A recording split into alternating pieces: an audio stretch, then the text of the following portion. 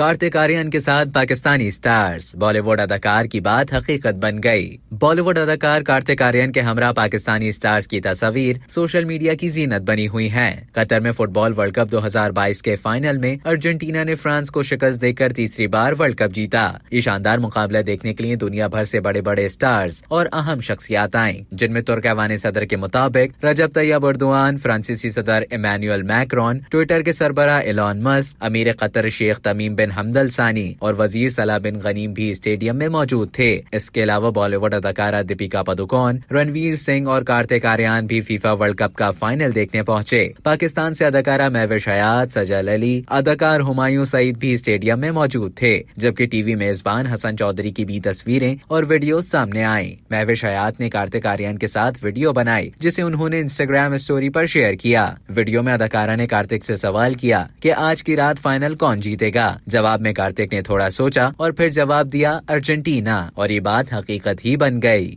अब तक के लिए इतना ही। मजीद खबरों और न्यूज अपडेट्स के लिए डेली जंग के YouTube चैनल को सब्सक्राइब करें और Facebook के पेज को लाइक करना ना भूलें।